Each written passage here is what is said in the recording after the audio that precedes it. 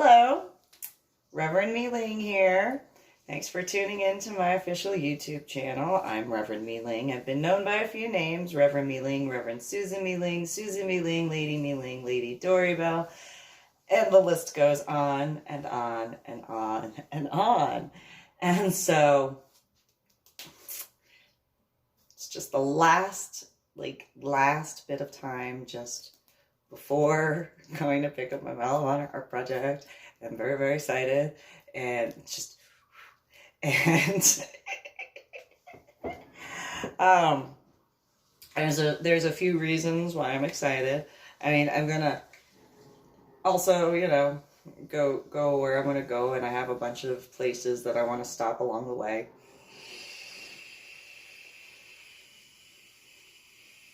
Take pictures, go do what what's really, really excited. So, while I could discuss exactly where I'm going to go, I'm not, because, there's a few places that I'm very excited. I already know where they are, and how to get there for some of them. And so I'm just gonna, go along my way and then, do my thing as I do. And so I've been running over the different, pun intended, because I'm going to be driving, but I'm not, intending to run over anybody. Nonetheless, really excited, because the one place that I definitely just am so excited, I really hope that cutie patootie Navy SEAL does wind up, just being like, okay, you wanted to throw down? Okay. I mean, I'm sure he'll be much more grrr than that. Because, he's, the guy killed Osama bin Laden, so, and a former Navy SEAL, but, I'm sure he's going to be far more grrr than, so, you wanted to throw it out. Nonetheless, I'm really, really excited because there's a whole bunch of different things, and I'm going to be able to drive through quite a few different states because, from the state of Texas to the state of Washington, it's kind of a couple of miles to go from the state of Texas to Washington state. I don't know how many miles. I did print out, the MapQuest stuff, and then back. However, I'm getting the last bits of stuff squared away, and it would be really, really cool if, Cupid Navy SEAL was like, surprise!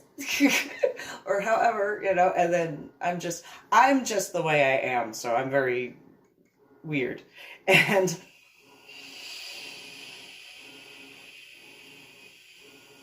I have all these ideas in regards to the different aspects in reference to being able to do certain things, and just, I'm so excited. I'm so excited for this trip. I am so excited because it's the two biggest Medal of Honor artwork pieces for my Medal of Honor art project. And so I'm really, really, really, really, really, really excited. And it just,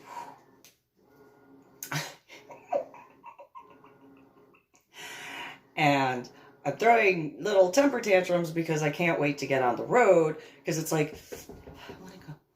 I got it. And so I want, and so I'm really excited. And the irony is born in the year of the dog. Like a little puppy, I'm like, let's go, let's go, let's go. And then throwing a temper tantrum like a little puppy. You're like, well, fine, I'm just going to throw a temper tantrum and just roar.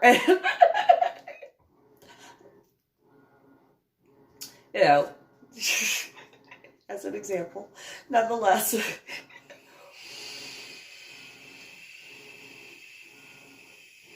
I'm really, really, really excited because I have all these ideas in regards to quite a few things. Quite a few things, yes. And the way my mind goes, I can't count very well. had a head injury on Palm Sunday in 2000, so I deal with headaches and migraines. But I also deal with memory deficits and cognitive disorders. And I went from college algebra with trigonometry and calculus to second grade math. So I'm really, really excited. And I've got all these different thoughts that are just going every which way. So like as many pieces of like threading are in here. You know, it's one of those, that's pretty much, that's a good example. Because like all the different little pieces of thread, it's like, I'm so excited. And I have, and because I am the way I am, I can enjoy things the way I do. So, you know, while on my Medal of Honor art project trips, all the prior years, specifically from 2014 to 2018, it you know, like for some people, it probably didn't seem like that big of a deal to some people in regards to those who caused problems for my Medal of Honor art project. Whereas, you know, those who understand that sort of stuff, you know, like, well, you know, first off, they understand the aspects of earning a Medal of Honor. There's that. And then the other aspect in regard to, you know, being able to go through the different areas. And so while some people might have thought it was like a boring idea or boring trip or whatever, it actually was and has been really exciting for me, at least. I mean, that's why I've gotten all excited the way I do and have over the years.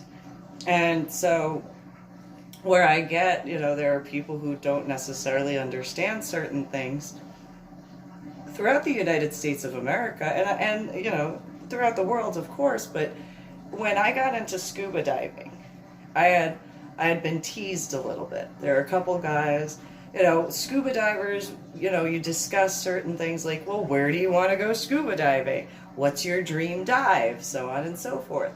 And I had said, you know, my ideal dive would be during the aurora borealis and being able to look up and see the lights, the northern lights, while scuba diving.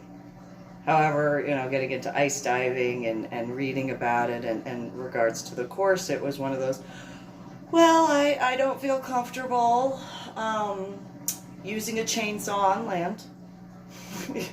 I know myself. I know how I am.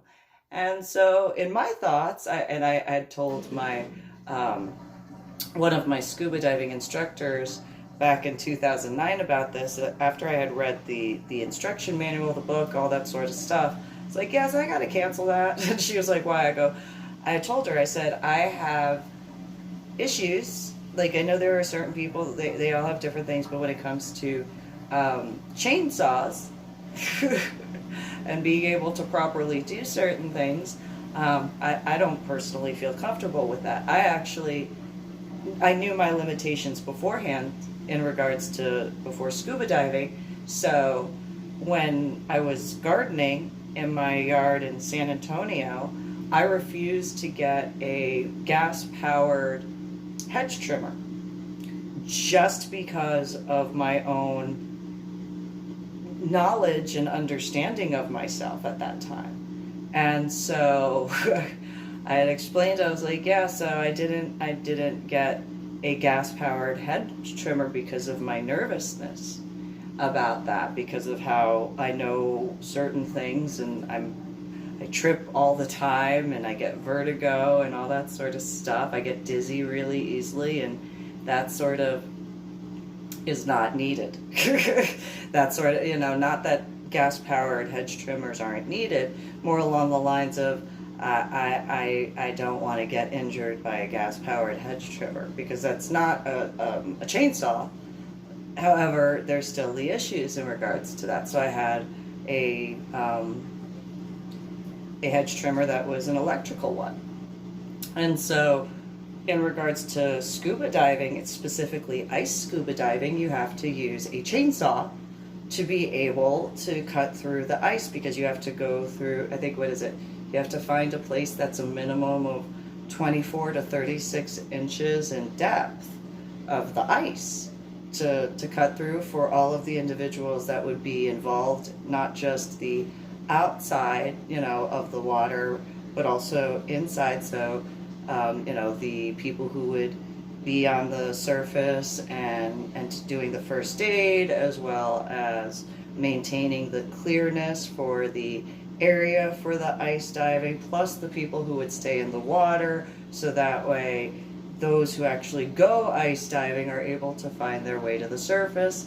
And so in my thoughts, when I described when reading to Patty, I said I felt like if I were to go do ice diving, I would be as graceful as a dog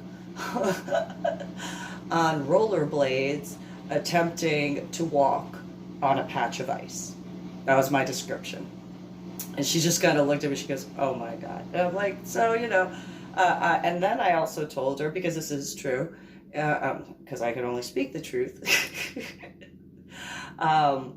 in San Antonio, when I had wanted to do certain things in regards to my house, specifically my garden outside in the backyard, I had 2 pin oak trees, and I didn't want them there.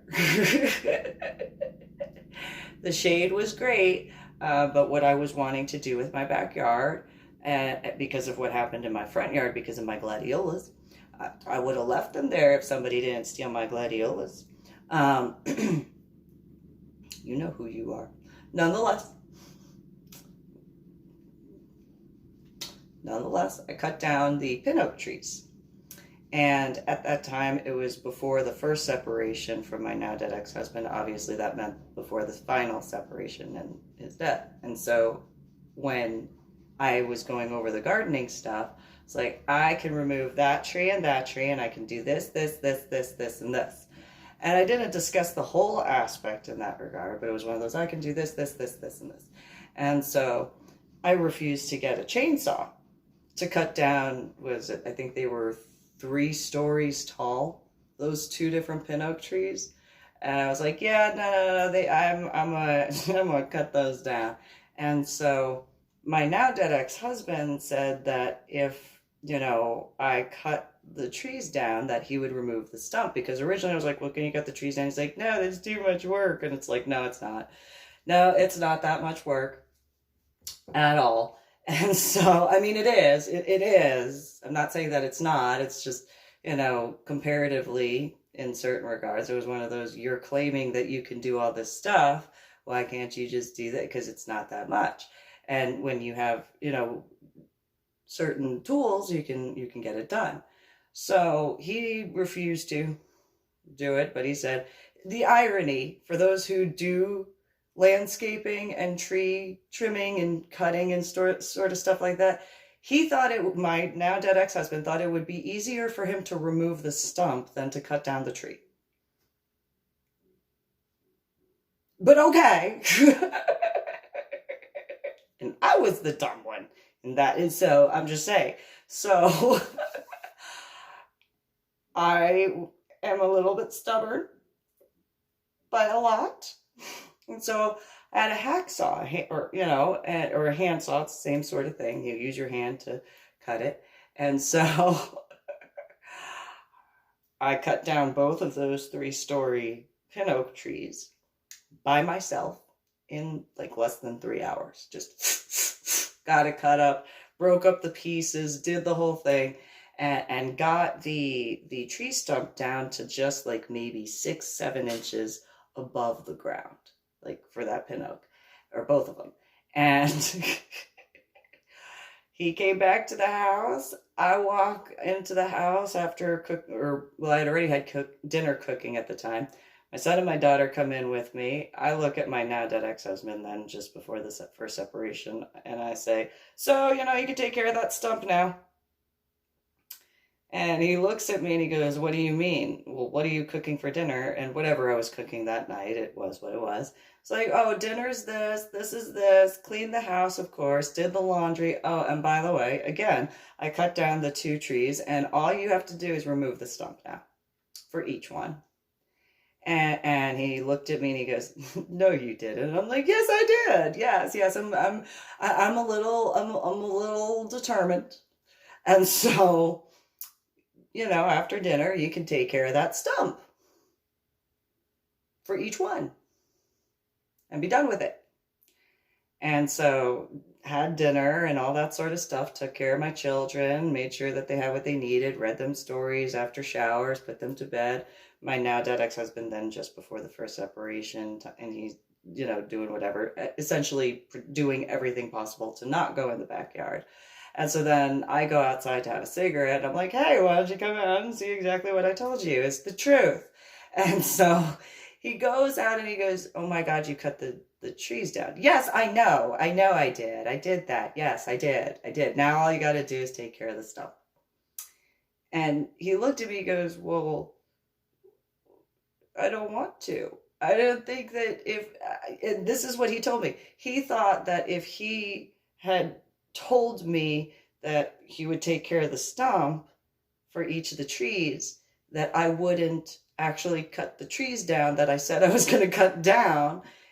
And he thought that because it was just this stupid stuff. And it's like, well, cut the trees down. The limbs have been broken into sections so you can tie them up. And so all you got to do is remove the stump now. That's all. Go ahead. And then I dealt with stuff because how dare I be determined? And so, I explained that to Patty. And Patty looks at me and she goes, "Oh my God, you cut what down and what? Do you know how hard pin oak is?" "It's a tree, so it's hard." "Is there a difference in wood?" And she was like, "Yeah, there kind of is. Beyond the aspects of like the type of tree." She looks at me, she goes, "Yes. Oak is actually extremely tough wood." "Oh, well, I cut it down." "What's the big deal?" She looks at me, she goes, You cut down 2 pin oak trees by yourself with a handsaw." And she looks at me, she's like, "Please tell me you're joking." And I look at her and said, "No, but remember there's truth behind each joke. So, there's that." However, I cannot take the ice diving course because, well,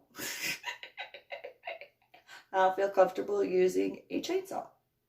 And so, because I'm not comfortable using a chainsaw, I'm going to pull myself from that course. And she looked at me and she's like, "But you used a hacksaw to cut down 2 pin oak trees." "Yeah. Is that a big deal?" Kinda. Kinda is. "Oh, why?" "Because oak is extremely tough wood." Well, it wasn't so tough against me and my hacksaw, so, not so tough now, was it? And she looks at me, she goes, "Really, that's what you're going to say?" "Why not?" What's the big deal? And so the reasoning why I wanted to cut those 2, and I did cut those pin oak trees down, is because I wanted to create a pond. And the way the ground in the backyard of my house in San Antonio, it had a natural progression where the water essentially would ideally pool on the, so when facing the street while standing on the patio, it would naturally pool to the left side. And it being in a shaded area, I'd have to deal with certain aspects, but I could take care of that. That's no problem. And so it was just an ideal aspect for, in that regard. Instead, my now dead ex-husband didn't want to listen to me. And he wanted to have the pond in the middle of the backyard where it would constantly have to be refilled because of it being in direct sunlight. I know, does water evaporate in the sunlight? Yes, it does. That was a rhetorical question. And so he dug, he claimed it was a pond. I look at it and I look at him and I go, so you just dug a penis into my backyard? And he looked at me and he goes, no, it doesn't look like a penis. And I was like, yes, it does. It looks like a penis. No, it doesn't. Yes, it does. And so then he even added a water fountain that he kind of makeshift together. And I looked at him and I'm like, so now, because it even, so like the shape of this that he did was like an upside down, and then there was this little like curve right here, and then it went like this and that. That looked like a penis. That's what it looked like. And I got in trouble. I dealt with the conversation. And then I look at him, I said, you know, if there are satellites in the sky, they're going to look down and be like, so there's a big penis in that particular backyard. Like right there is just a big old penis. My now dead ex-husband goes, no, not at all. Yeah, it looks like a penis. And so then he tried to make it better, and he put like an additional water fountain essentially where the balls were. And I look at him and I'm like, no. Because I had made the suggestion of putting water fountains in the different areas. And so I had told him, just make it, if it has to be in this section. I mean, you don't even have to actually dig because of, again, the natural progression. But, you know, I had drawn out like a figure 8, essentially. That is what I had drawn out. I had drawn out a balanced 8. He did not follow the lines that I made.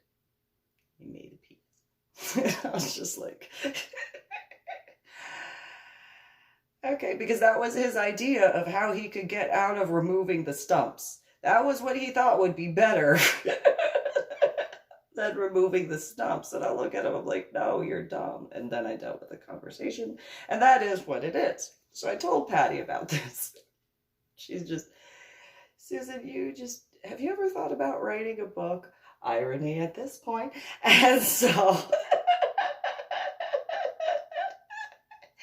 And so, that being said, in regards to scuba diving, when discussing the different scuba dives, I had said, well, this would be an idea and this would be an idea. And I really, really think that it would be amazing to be able to go scuba diving and be able to have the aurora borealis going on and be able to look up and see how the lights would, because those who have seen, you know, for example, fireworks, if it's near a body of water, you have that as an example, how the water, you know, has the reflection.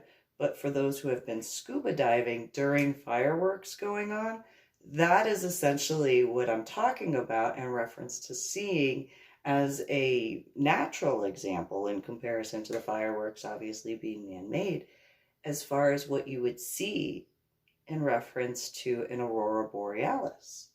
So, you know, 4th of July will be in a little over or a little under a month from now. It's the 7th of June, 2020. And so for those who haven't gone scuba diving during the time of fireworks going on, take a look at pictures where you see how the lights dance across the top of the water. And so in my thoughts back then in 2009, it's one of those, how beautiful would that be? Being able to be underneath in the ocean, looking up as the aurora borealis is going on. Those who are into science and that sort of thing, imagine what you've seen in regards to those locations where the aurora borealis happens, the different aspects of how animals change in certain ways in regards to when there are major solar flares, when an aurora borealis happens, that, you know, there's the change in certain animals' behavior. So think about that and the amazement that it would be to be able to be under the water and see all of that. And you got those really, really big starfish that are down there, what they would do in comparison to the really, really big sea anemones, the shoe poopy dogs swimming around doing it, just to actually see, and not in a negative way, just one of those like, how beautiful. And so when describing that to particularly one scuba dive instructor that I had, Jeff Davis, there were also a few other divers around that were like, what? Tell us again. Tell us some more about that. That sounds interesting. And so I was like, yeah, that's what I thought would be like an epitome of a dive. And so, then in regards to, well, what would you do, since you can't do that, like at this point in time, because you're not supposed to do night diving when, ice diving because of safety precautions in certain regards. I said, well, I want to scuba dive all 50 states. And they were like, what? You don't want to go to like Palau? No, I want to go to Palau. That'd be cool. But I have a feeling that there are a lot of areas throughout the United States of America that just haven't been seen for the beauty that it has. And there were a few people that were like, well, not every state has, the ocean. Well, every state has a lake somewhere. Every state has a river somewhere. And so, then there's missile silos that have been filled up with water. And, I mean, realistically, not forgetting underwater caverns, that'd be really cool to be able to see that stuff. And then, there've got to be places that like reservoirs and stuff like that. Maybe not the like cleanest in that regard, but still being able to see that. Because, each state, not just on land, but their own water, has to have its own uniqueness. And they just kind of looked at me, that's kind of weird. No, I don't think it is. I think that, it makes sense to me at least. Every state has their own, lakes, rivers, streams, so on and so forth. You can go scuba diving in there. And I thought that would be really cool. So, fast forward in regards from 2009 to, 2014, when I began my Medal of Honor art project, shortly after speaking with some scuba divers, by the way, because I had found a scuba dive program for soldiers. And I went to go speak with the scuba school. I don't remember what it was called, but I know it's a PADI school, and it's in Puppy Town, although it's P-U-Y-U-A, P-U-Y-A-L-L-U-P. And because I don't want to be disrespectful, I call it Puppy Town. So, because everybody likes puppy dogs. And so that's the way I view it. And so, in that regard, it was one of those, I had spoken with them, and then, then ironically, the aspects of my Medal of Honor art project, not being able to scuba dive, of course, because of other aspects. However, in regards to the repercussions as far as after landing at the bottom of the ocean in the Mathias Abyss. And I discussed that with them, and there were two guys there, and the one guy was like, you went where? I'm like, yeah, I went to and I had shown them my scuba diving cards, and they were like, so what's your personal scuba background? And gave him the cards, started discussing the certifications, and the taller guy with broader shoulders, he's like, do you mind if I go and make copies of all? Like, go ahead, that's fine. Yeah, that way He's like, yeah, so, because it was only after I had said the Vandenberg thing, and he was just like, oh, so you just did that. Yeah. Can you believe that? Can you believe my scuba dive buddy couldn't see me at the bottom of the ocean or the Vandenberg, huh? I'm just going to go make pictures. I'm just going to go do that. Okay. And so, in that regard, I didn't get to technically go scuba diving in each of the 50 states.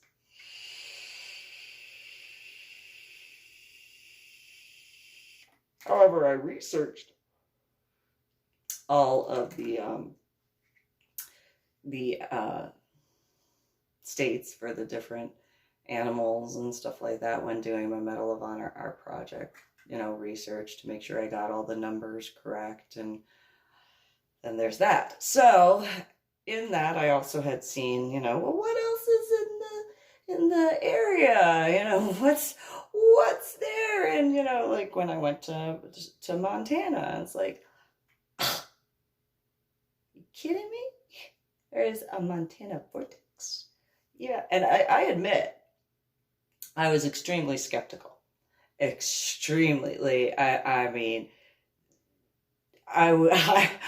the skepticism I had would essentially be the equivalent of a research scientist, PhD, multiple level, like, yeah, okay. Not that I have that, of course, but in that, like, yeah, I don't think so. So then when I went out there, I was like, oh, well, okay, that's my mistake. Obviously, that is accurate. And that is going on. Okay, well.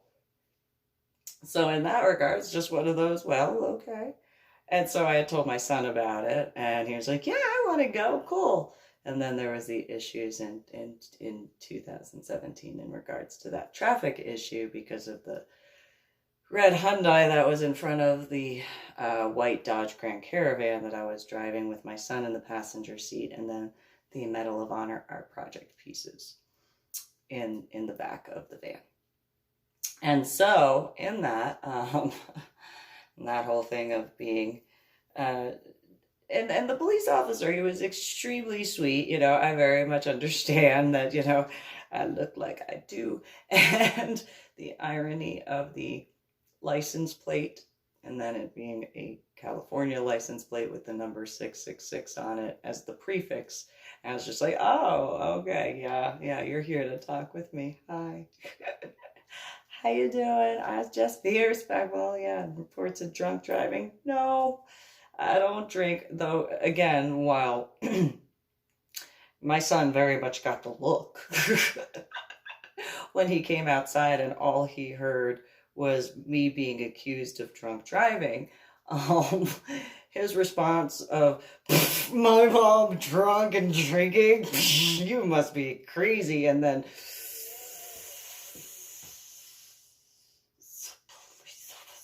him going, well, hello, officer. How are you today?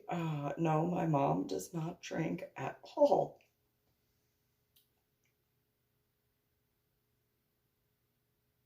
Sort of thing. And, of course, that whole situation, it worked out and everything. And I spoke with the police officer. I think the police officer and I spoke probably about half hour, 45 minutes after he realized I did not drink alcohol. You want to see the power? I could open it from here and you can see the whole thing and no problem. Got the little remote thing on my bob and click, and you want to see? No, okay, yes, officer. But we talked, and it was one of those, it wasn't an issue or anything like that. And again, I apologize because I didn't realize that it should have been in reference to the red Hyundai. It was a long day. And so, however, in that regard of the Montana vortex,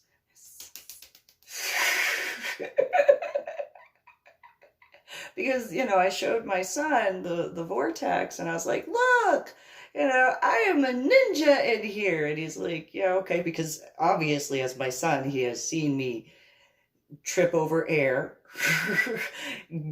get dizzy very easily, walk into a wall, and sort of not forgetting the issues with technology and all that. He being my son, he grew up seeing that with me, and just, oh, well, there's mom, being her, like, Yep, yeah, well, no, yeah, that air got you, Mom. Yeah, I know. Just saying, there was a breeze, and I tripped, and then the wall was there, and it moved. No, the wall didn't move. Yes, it did, after I hit it.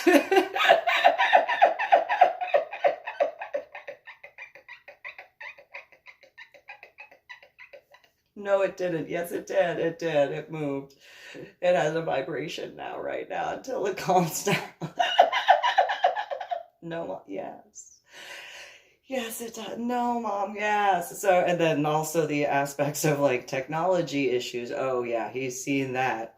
He has seen that multiple times. So then, in reference to when I described the Montana vortex to him, I'm like, I'm telling you, I am a ninja in there. And how is it? Because I can walk, I don't trip, I can pretty much dance in there. So I showed him the videos that I had posted on my Facebook page after showing him, and he's like, oh, okay. You see that chair right there? I stood up from there. I didn't have to use the wall. I did it. Okay. And so then, when I had taken him out there, he went through the tour and all that sort of stuff. And then the aspects of the different size switching and the different aspects of the energy, and then going into the actual House of Mystery and stuff like that. And so, the tour guide had explained the stuff, and I'm looking at my son, I'm like, yeah, don't you mind me, you have fun with the tour guide, I'm just gonna go in the little circle. And the tour guide was like, oh, so you've been here before? Yes, and it's fantastic, thank you very much, I'm just gonna go take care of myself. And he was just, okay. And so then I sit down. And the guy was like, he looked at my son and he looked at me, looks at my son, looks at me, he goes, did you just sit down? I'm like, yeah, just gonna. Yep,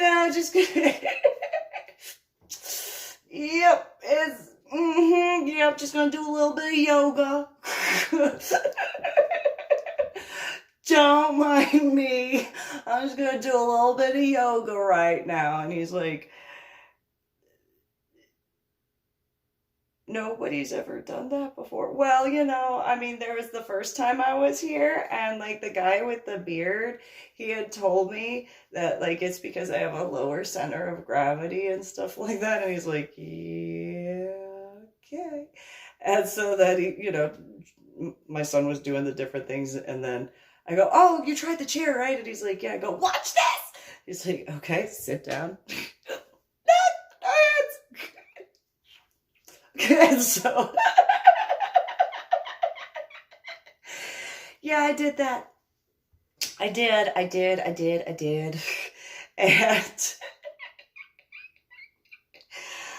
so, it would be really, really cool if, like, not just the cutie patootie Navy SEAL, but, like, a whole bunch of military guys would be like, come on, let's go do this. Come on, I got some ideas. Let's see. Let's go do this. Come on. Just no cherubim allowed. So it's a personal preference on that regard. However, it'd be really, really cool if Cupid did it. It's just I would. Can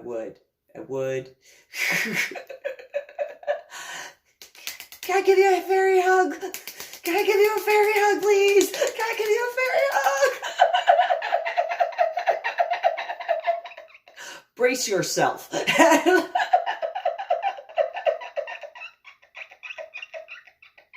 I'm gonna run at you. Because it's just a good thing to do, yeah.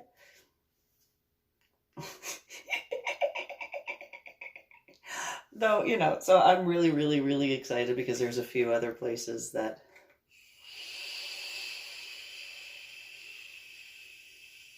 I am going to be going to in regards to my Medal of Honor art project trip. I'm so excited. So excited. But yes, that kind of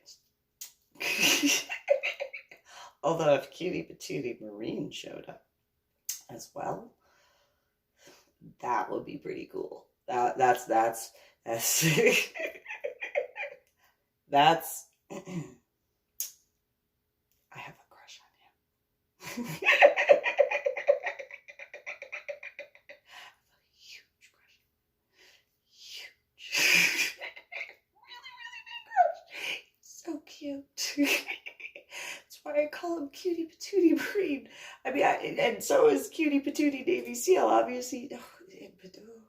I have a thing. I have a thing for the Marine Corps dress blues. I don't deny that. And Cutie Patootie Marine was in the Marine Corps, which means he earned his dress blues.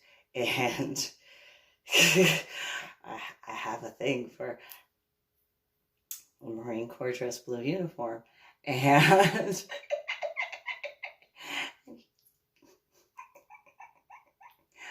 yeah, I am the way I am. So going on, yeah, I'm really excited for my trip. I'm so excited. And so, yeah, I'm less than 24 hours. So excited. So, make sure to check my YouTube channel because I'm going to be uploading video stuff as I can, and go to my Facebook page. So I'll be doing some Facebook Live stuff.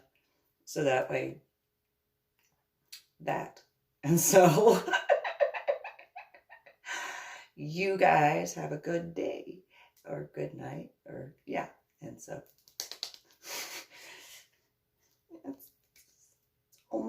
it's just at 12 hours before I go. So you guys have a good one.